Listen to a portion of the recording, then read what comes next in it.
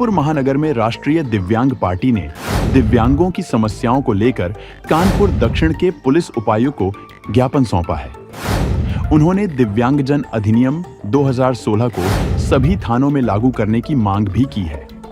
Party के अध्यक्ष वीरेंद्र कुमार ने बताया कि अधिकारियों को दिव्यांगजन अधिनियम 2016 की जानकारी नहीं है, जिस कारण वे दिव्यांगजन की समस्याओं का न तो समाधान करते हैं और न ही उनके साथ अच्छा व्यवहार करते हैं। दिव्यांगजन अपनी समस्याएं लेकर थानों में जाते हैं, लेकिन वहां उनके लिए रैंप की सुविधा नहीं होती है और न ही उनकी समस्याओं का समाधान किया जाता है।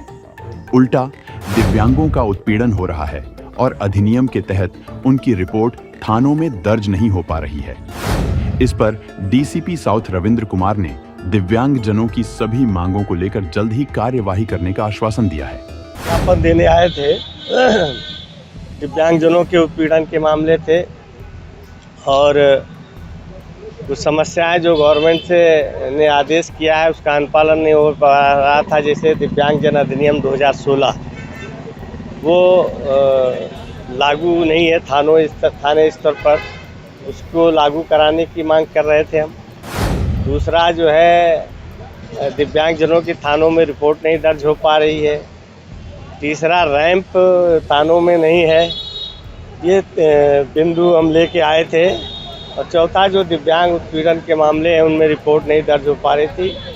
तो इन 4 बिंदुओं को लेकर आज डीसीपी साउथ से हम मिले हैं रविंद्र कुमार जी से, और उन्होंने आश्वासन दिया है कि सभी मामलों में कार्रवाई होगी।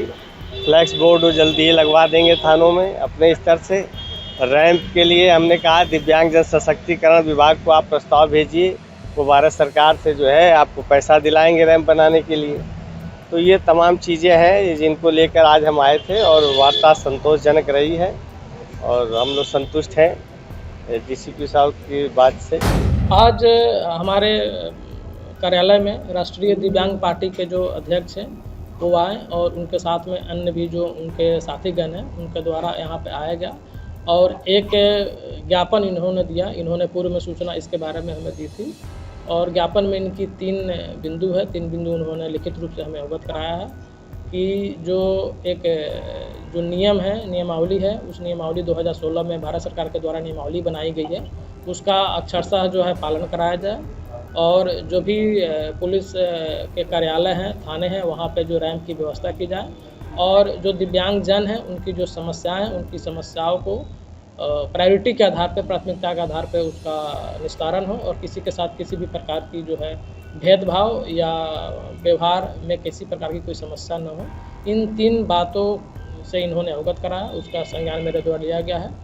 जो बातें हमारे स्तर से होनी हैं उसको मैं अपने स्तर से बाकी सभी जो हमारे अधीनस्थ हैं उनके साथ गोष्ठी करके उनको बातें बताई जाएगी और जो फंड से रिलेटेड बातें हैं, रैंप से रिलेटेड बातें हैं, इनसे बातचीत की गई और जो हमसे जो वरिष्ठ अधिकारी हैं उनको अवगत कराया जाएगा और उसकी भी व्यवस्था जो है सभी थानों पर कराएगी। कानपुर में अब क्राइम पर लगेगी लगाम, क्योंकि कानपुर में आ गए हैं मीडिया की शान, फाइटर जी कहिन। चैनल ऐसा जो बने जनता की आवाज और अपराधियों पर गिराए पुलिस की गाज। सड़क, बिजली, पानी जैसी जनता के हर मुद्दों से जुड़ी देश और प्रदेश की खबरों पर रहती है जन एक्सप्रेस फाइटर जी कहिन की नजर। इसलिए प्रशासन पर दिखता है खबरों का सीधा असर। तो आज ही सब्सक्राइब करें जन एक्सप्रेस डिजिटल फाइटर जी कहिन यूट्यूब चैनल को और देखें शहर की हर छोटी बड़ी खबरों को सबसे पहले।